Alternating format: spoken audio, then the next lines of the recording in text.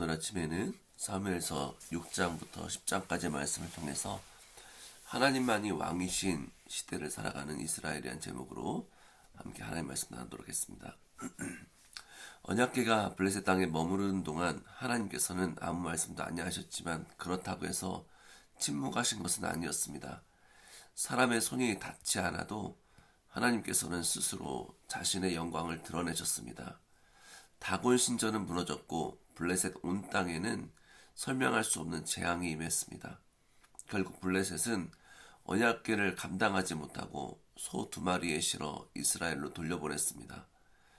사람의 패배로 빼앗긴 언약궤였지만 하나님은 패배하지 않으신 것입니다. 하나님께서는 언제나 스스로의 이름과 영광을 지키시는 분이십니다. 그러나 언약궤가 돌아왔다고 해서 이스라엘이 곧바로 회복된 것은 아니었습니다.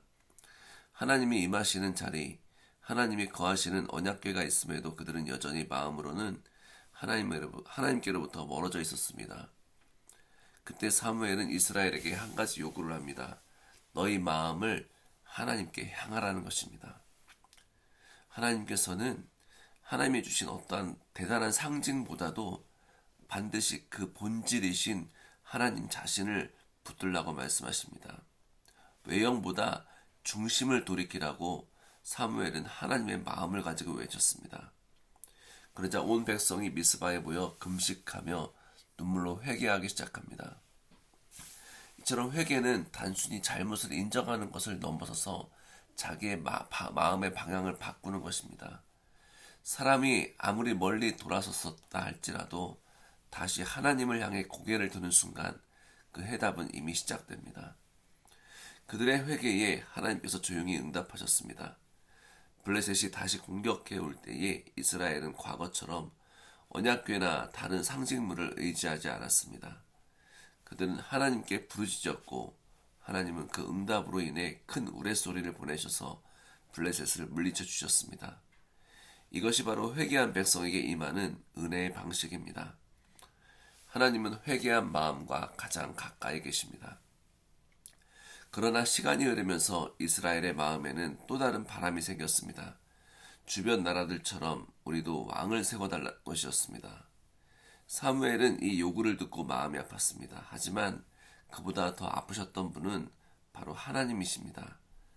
왕을 달라는 말은 결국 우리는 하나님만으로는 충분하지 않습니다 라는 말과 같았기 때문입니다. 그러나 하나님께서는 이스라엘의 완고함을 강제로 꺾지 않으셨습니다. 대신 그들이 구하는 방식 가운데서도 하나님의 계획을 이루어 가십니다. 이스라엘이 세워달라는 왕이 아니라 하나님이 택하시는 왕을 주신 것입니다. 바로 그 사람이 베냐민 지파 출신의 사울이었습니다. 그는 키가 크고 모습도 뛰어나 누가 보기에 왕의 제목이라고 여길 만한 사람이었습니다. 하지만 사울이 선택된 이유는 외모 때문이 아닙니다. 바로 하나님의 주권 때문이었습니다. 하나님이 사무엘을 보내 사울을 만나게 하셨고 기름을 부어 왕의 자리에 세우셨습니다. 사람의 요청으로 시작된 일이었지만 그 속에서 하나님은 여전히 역사를 주도하고 계십니다. 이렇게 이스라엘은 왕정 시대를 맞이하게 됩니다. 새로운 제도가 생겼지만 성경은 제도가 변하는 것보다는 더 중요한 진리를 우리에게 계속해서 들려주고 있습니다. 문제는 왕이 있는가 없는가가 아니라 왕과 백성이 하나님 말씀에 순종하는가 아닌가 하는 문제입니다. 이스라엘은 왕이 없어도 하나님께 순종하면 승리했습니다. 이스라엘은 왕이 있어도 하나님께 불순종하면 무너졌습니다. 하나님의 나라는 방식보다 마음에 달려 있습니다. 제도보다도 순종에 달려 있습니다. 눈에 보이는 왕보다 보이지 않는 하나님께 달려 있습니다. 우리의 인생도 그렇습니다. 새로운 환경이 문제를 해결해 주는 것이 아닙니다. 더 나은 제도, 더 나은 사람, 더 조건이 우리를 살리는 것이 아닙니다. 성경은 조용히 말씀합니다. 문제는 우리가 무엇을 가지는가가 아니라 누구에게 순종하는가입니다. 이스라엘은 언약궤가 없을 때에도 하나님만 의지하며 살았고 왕이 생긴 뒤에도 하나님을 떠나며 무너졌습니다. 오직 하나님만이 왕이신 삶, 이것이 모든 시대를 살리는 길입니다. 오늘 이 새벽에 하나님께 다시 한번 우리의 마음을 향하게 하기를 간절히 바랍니다. 우리의 왕은 사람이 아니라 하나님이십니다. 우리가 의지할 것도 사람이 아니라 하나님이십니다. 그래서 우리의 능력은 어떠한 조건에서 나오는 것이 아니라 주의 말씀에 대한 순종에서 나옵니다. 하나님 앞에 마음을 돌리는 작은 회개의 한 걸음이 새로운 시대를 여는 하나님의 손길이 됩니다. 이 새벽의 기도가 우리의 가정과 교회와 또 우리 사역의 모든 것의 중심을 다시 하나님께 돌려드리는 귀한 시간이 되기를 주의 이름으로 축복합니다. 함께 기도하겠습니다. 주님, 이스라엘 백성들은 다른 나라의 그런 아름다운 그리고 멋있어 보이는 왕정을 보고 하나님께 왕을 달라고 요청드렸습니다. 그들의 마음 가운데에 살아계신 하나님, 만유의 주이신 하나님보다 그냥 눈에 보이는 한 왕이 더 귀해 보였기 때문에 그렇습니다. 하나님, 우리의 모습도 그런 모습일 수 있습니다.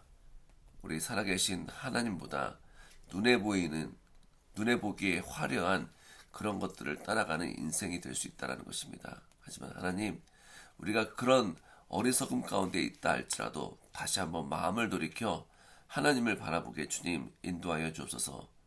아침부터 하나님을 고백하며 하나님을 만나며 우리 주되신 하나님이 나의 왕이심을 선포하며 살아가는 귀한 하루 되게 인도하여 주옵소서.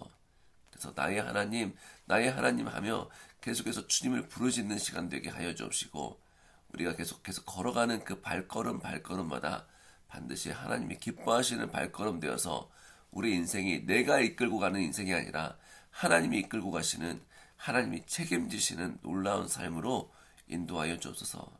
특별히 우리 마음속에 있는 하나님을 떠나고자 하는, 하나님을 외면하고자 하는, 하나님보다 다른 것들을 더 좋아하고 기뻐하는 그런 우리의 죄의 모습들을 하나님 불쌍히 여기시고 다시 한번 주를 향한 고개를 돌리고 마음이 돌이키는 회개의 마음을 가지고 주님 앞에 나오게 인도하여 주옵소서.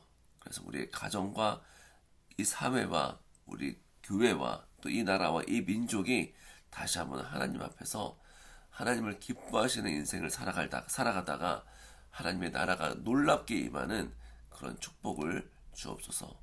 모든 것을 감사드리며 예수님의 이름으로 기도하였습니다. 아멘.